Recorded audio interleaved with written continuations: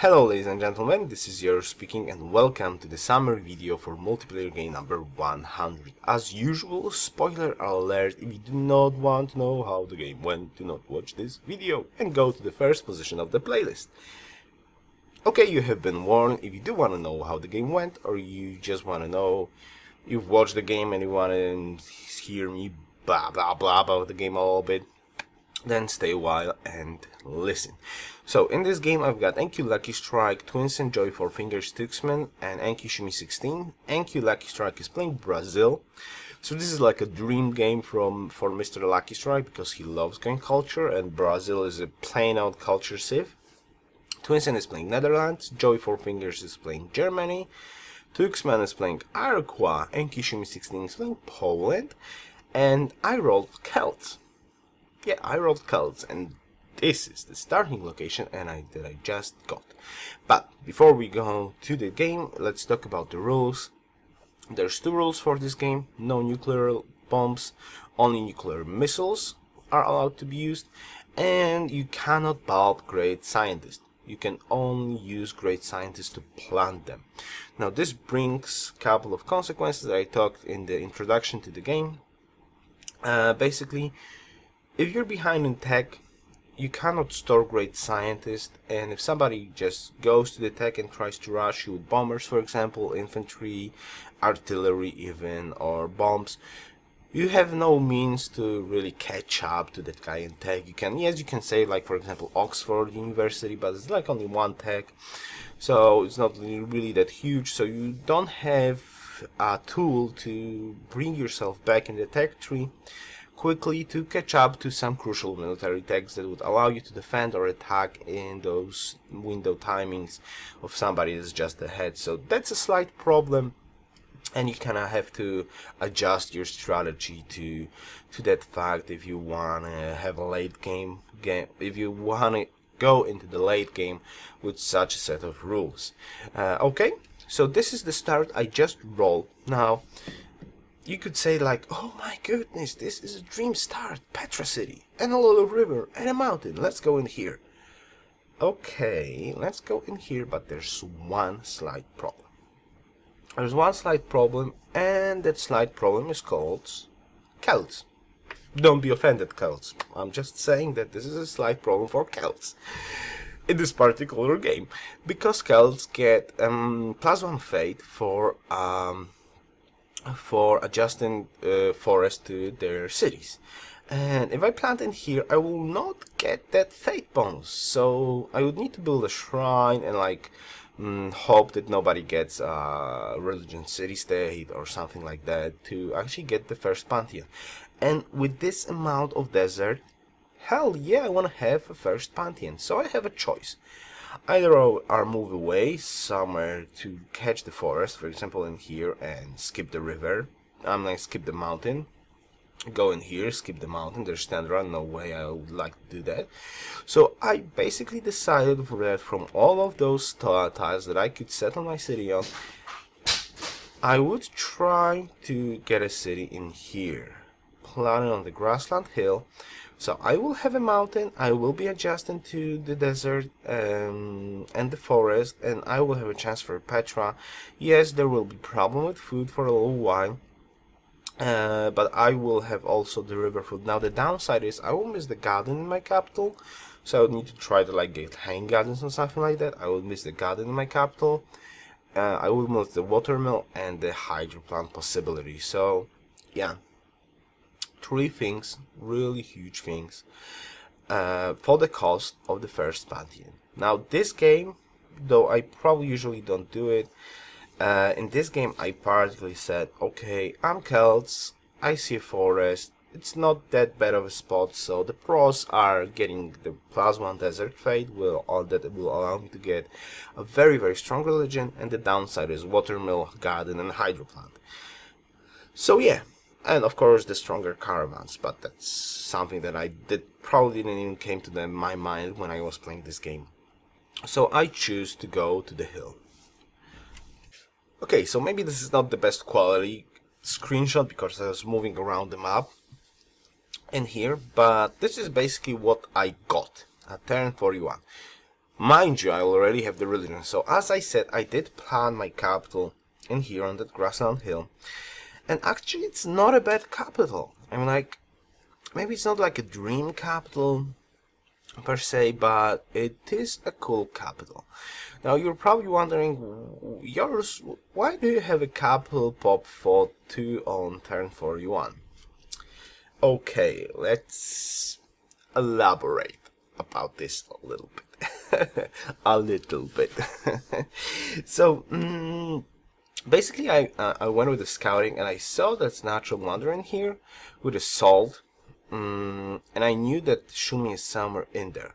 So I took a huge gamble, and I went population 2 settler to block Shumi off. Now, this is not something I do very often. I tend to be not aggressive like this, but in this game I said like, oh, yeah, get away, Shumi, this is my land. So he wanted to be greedy, which is quite good for me, because he wanted to settle on the other side of the river. If I remember correctly, I tried to block a little bit, tiny little bit, and now my goal was to plant 2 cities in this way. Cardiff in here, so it's a river mountain city, and Dublin in here, again, river mountain city, with access to new luxury in the 3rd ring. And this is exactly what I did. I managed to get a city in here before Shumi did. Now, Shumi went for population 3 settler, I went to population 2 settler. He was a little bit closer. You can see his capital is in here. But somehow, I can't really explain because I don't remember that exactly, but somehow I did manage to get Dublin. So I did get the Ronder, and I did get the Salt. And surprisingly, Shumi was like, oh, you settled on me, blah, blah, blah, blah, blah. But this time, he actually did nothing later on to slow me down.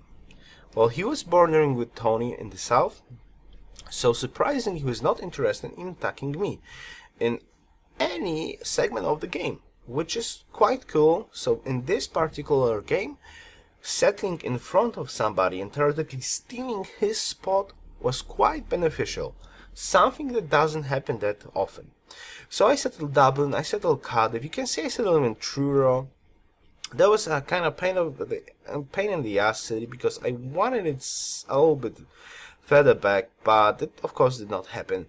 And in all honesty, I did settle more cities. 1041, usually you like get like a national college on 2 cities or 3 cities and 4 cities in like 20 turns.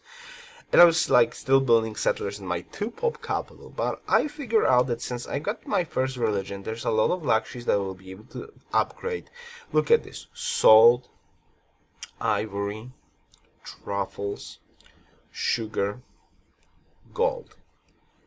5 luxuries, and I already have 4 cities, and I got my religion. So this is a perfect spot. So what did I try to do? I wanted to settle more cities. So I settled, how many cities? 1, 2, 3, 4, 5, 6, 7, 8 cities. Well, 7 cities when you don't count your capital, right? So 7 cities I settled for overall number of cities, 8. 8 cities. From 2 pop capital, 8 cities. When the heck do you see something like that in a free-for-all game, being in the damn middle position of the map?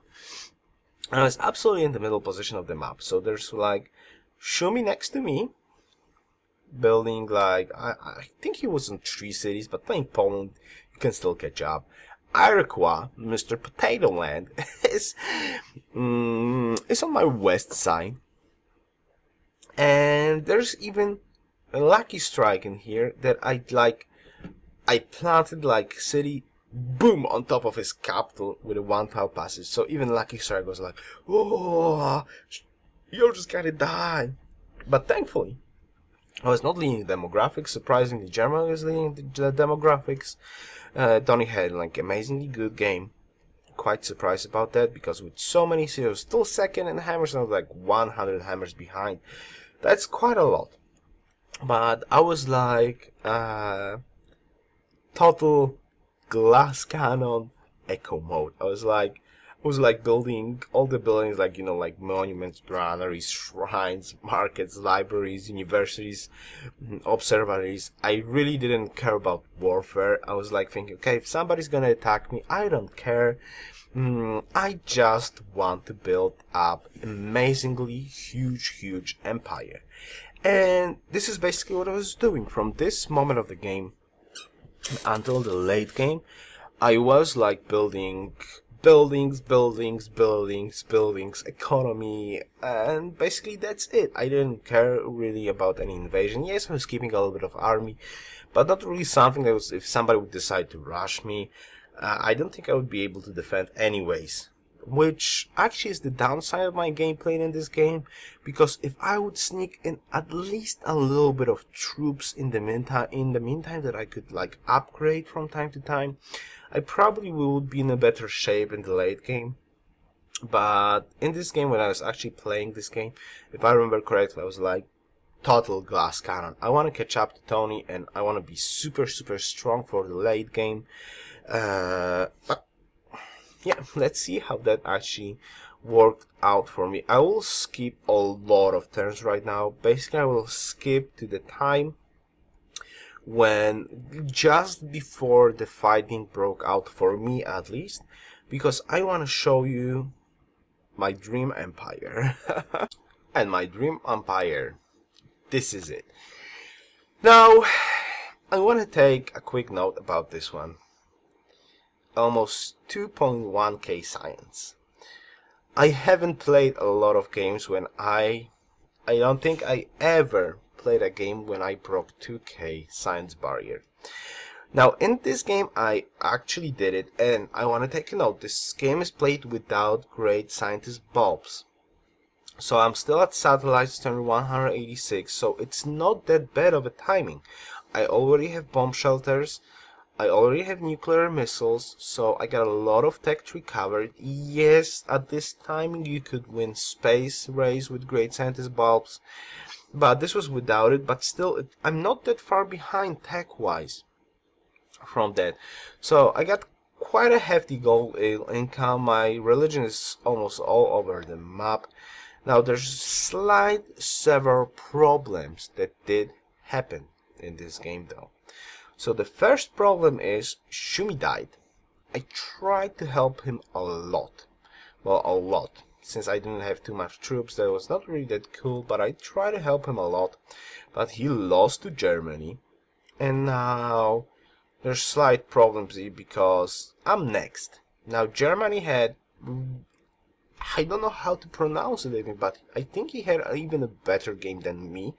Because since I did so many expansions, I actually need to catch up in tech, sort of, before my city's gonna kick in.